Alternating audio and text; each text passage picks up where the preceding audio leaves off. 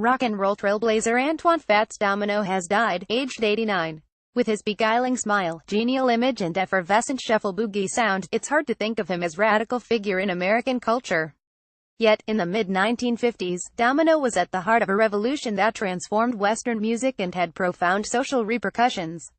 On May 4, 1956, Domino was headlining a rhythm and blues show at the American Legion Auditorium in Roanoke, Virginia. In keeping with the segregation laws of the day, whites and blacks were consigned to separate areas.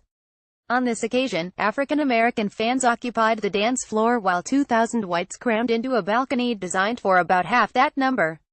Some white fans tried to escape the crush by going downstairs to the less densely packed main floor where, as incredulous local journalists noted, they were spotted sharing seats and actually dancing with black rock and roll enthusiasts as Domino ran through an already extensive catalog of hit songs. The specter of black and white youngsters defying Southern segregation proved too much for some in the balcony, who began to hurl bottles down on the unexpectedly integrated scene below. After the show ended, an angry white crowd even pursued Domino and his fellow black performers back to the Domino Hotel on Henry Street in the heart of Roanoke's African-American community. Like other white Southerners who opposed the spread of rock and roll music, the mob sensed that somehow this music, played by black and white musicians who drew on black rhythm and blues and white country and pop influences to craft a style that was adored by young black and white fans, represented a serious threat to the racial apartheid of the Jim Crow South. But it was too late. Thanks to Fats Domino and his fellow rock and rollers, the integrated musical genie was out of the segregated bottle. In 1950, the portly Domino had enjoyed his first hit with the Fat Man, a rollicking, good-natured ode to his amorous powers penned by his longtime collaborator, band leader and producer, Dave Bartholomew. With its pulsating piano and irresistible riffing horns, the recording pointed the way forward to what would soon become known as rock and roll. But the Fat Man was only a hit on the rhythm and blues charts, which essentially monitored the sales of recordings by black artists to overwhelmingly black audiences.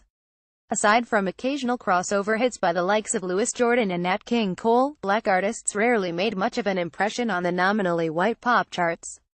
Within a few years, however, Domino was picking up significant sales among white audiences. In 1952, his #1 rhythm and blues hit Goin' Home also made the pop charts, as did the deliciously maudlin Going to the River the following year.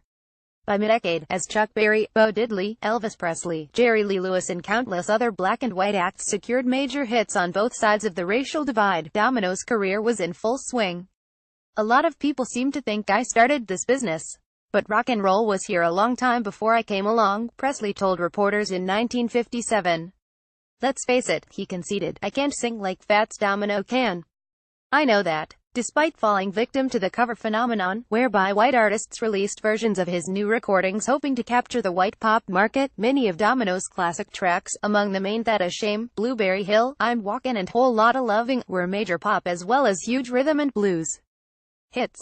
By the end of the decade, Domino was the most commercially successful of all black pop stars, earning some $700,000 annually from live performances, record sales, publishing royalties. He wrote or co-wrote many of his recordings and appearances in a string of rock and roll movies such as The Girl Can't Help It, Jamboree and Shake, Rattle and Roll. Crossover prodigy. In many ways, Domino was a perfect crossover artist. His life and his music brought together many different strands in American culture.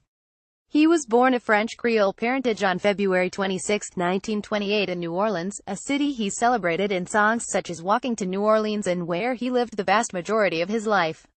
He even survived Hurricane Katrina in 2005, when he had to be rescued by helicopter from the roof of his ruined home in the lower Ninth Ward. He lost all his possessions in the flooding, including his National Medal of Arts, which was later replaced by President George W. Bush. Domino was something of a child piano prodigy. He played local gigs from the age of 10, building up a solid local reputation before he signed to Imperial Records in late 1949 and began his incredibly productive relationship with Bartholomew. Stylistically, he was influenced by the rampaging boogie-woogie piano stylings of Albert Emmons and Amos Milburn, but he softened his sound with more ornate flourishes borrowed from Crescent City jazz legend Professor Longhair. Similarly, the powerful horns that drove forward many of Domino's finest tracks, often with saxophonist Lee Allen at the helm, were set against warm, honey-dew vocals that never quite lost their supple Creole intonation. He was also adept at reworking mainstream pop idioms. Listen to Valley of Tears from 1957 and an enormous fan of country music. When he took Hank Williams's Jambalaya on the Bayou into the pop charts in 1962, the hybrid seemed to make perfect sense.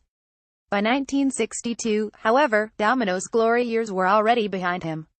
Like many of his fellow rock and roll pioneers, he struggled to meet the challenge posed by a whole host of anodyne teen idols in the early 1960s and then with the aftermath of the British invasion spearheaded by the Beatles in 1964. Yet his influence endured. The first record George Harrison ever bought was Domino's 1956 pop and rhythm and blues crossover hit I'm in Love Again. In 1968, the beatless Lady Madonna was essentially Paul McCartney's homage to Domino's seminal 1950s work.